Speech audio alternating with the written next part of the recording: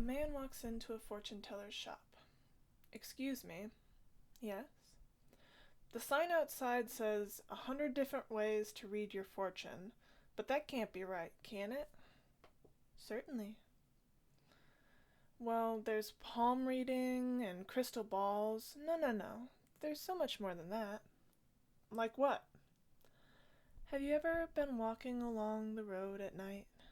Have you ever seen the moon rise over the hill and felt it piercing into your soul, trying to tell you something? Have you ever looked out at the world and seen all of your problems projected against it and watched them play out from a fresh perspective?" The man shifted his weight. He'd been looking at the moon just yesterday. How did she know? "You see a stray dog," she continued, "run away into the night, and you wonder if you drove him away, or if you drive the people in your life away, or if you have any right to ask them to stay. You walk into the waves at the beach, and it reminds you of the incessant crashing of drama at work, but then the water slowly seeps into your clothes, wicking upwards towards your heart, chilling you.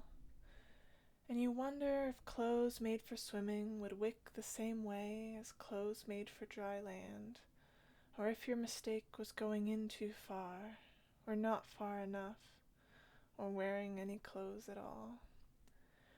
You see a house, and it reminds you of your childhood home, but there's a tree looming over it, and you realize that that tree is like the shadow of all your adult responsibilities, looming over your old sense of wonder and joy. Then you realize that some of the lower branches of the tree could be trimmed to let in more sunlight without necessarily needing to chop the whole tree down. You look out at the world and see your problems in a new light. That's fortune telling. So, he scratched his head. Like watching a movie? Yes, just like that. He still seemed a little confused. "Well, by that measure, the sign is still wrong. It says 100 different ways, but there's no limit to that. Is there any limit to the human spirit, or its thirst for stories, or drive for discovery, or craving for creativity?" "Wow," he said, "that's big."